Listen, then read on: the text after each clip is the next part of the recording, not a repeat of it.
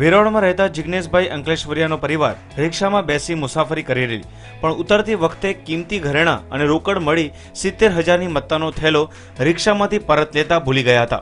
ત્યાં રિક્ષા જતી રહી, પરિવારજનો રિક્ષાને શોધી પણ મળી નહીં ત્યારે વેરાવળ પોલીસનો આશરો લીધો।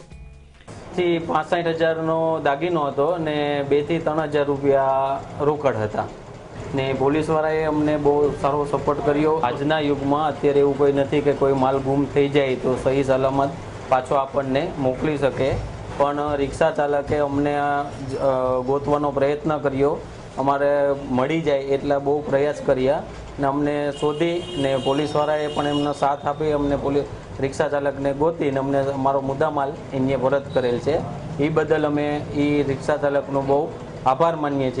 રિક્ષા ચાલક પણ મુસાફરોને મંજિલે પહોંચાડવામાં વ્યસ્ત હતો। એવામાં કોઈ પેસેન્જરે થેલો રિક્ષામાં પડેલો હોવાનું ડ્રાઈવર કરશનભાઈને જણાવ્યું।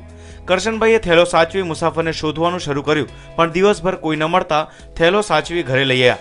બાદમાં બીજા દિવસે વેરાવળ પોલીસનો સંપર્ક સાધી થેલાની તમામ હકીકત પોલીસ સમક્ષ વ્યક્ત કરી કિંમતી થેલો પોલીસ સમક્ષ માલિકને સુપરત કરી આપ્યો। પેસેન્જરે કીધું કે આમાં ઠેલો કોનો છે, એટલે મેં કીધું ઠેલો પેસેન્જર સોમનાથથી બેઠા હતા એનો હોય કાં તો વેરાળવાળાનો હોય, એ કંઈ ખ્યાલ નથી મને। તો મેં તપાસ કરી છે, ઘણી તપાસ કરતાં કરતાં મને કોઈ મળ્યું નહીં, એટલે પોલીસ સ્ટેશનમાં પાછો મેં જમા કરાવવા આવ્યો। એમાં સોનાની વસ્તુ હતી, પૈસા હતા, 60-70,000નો સામાન હતો એમાં। એટલે હોપે એ કહી દેવાનું કે આપણી ઈમાનદારી કે આપણા મા બાપે મજૂરી કરીને ખાય છે એ જ રીતના આપણે મજૂરી કરીને ખાવું છે, આપણે કોઈનું હરામનું લેવું નથી ને આપણે નીતિથી ધંધો કરવો છે, ભલે 2 પૈસા ઓછા મળે તો 2 પૈસા ઓછેથી આપણે રોજી રોટી ખાવ। દિવસભર મહેનત કરી પસીનાની કમાઈ રેડી ખાનાર કરશનભાઈની આ ઉત્કૃષ્ટ કામગીરીથી પોલીસ અને આ પરિવારે તેમને બિરદાવ્યા હતા। ત્યારે કરશનભાઈ જેવા લોકો જ નિમિત્તાનું ધોરણ ઉચ્ચ લાવી સમાજ માટે પથદર્શન સમા બન્યા છે। ક્યારેક પણ અજાણી વસ્તુ મળે ત્યારે તુરંત પોલીસનો સંપર્ક કરવા પીએસઆઈ ચૌહાણે અપીલ કરી હતી।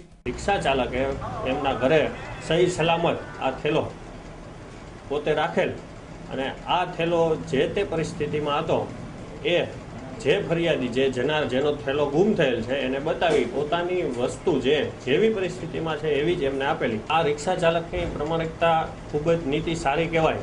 સમાજમાં આ દરેક રિક્ષાવાળામાં આ મેસેજ જાય એટલા માટે જ, પણ આવી રીતે અજાણી વસ્તુ મળે અથવા કોઈ બેગ મળી આવે જેમાં કિંમતી હોય તો પણ ઠીક છે, અને કોઈ બોમ્બ કે એવી કોઈ વસ્તુ હોય તો પણ તાત્કાલિક પોલીસને જાણ કરવી। Bureau report, news online, Gir Somnath.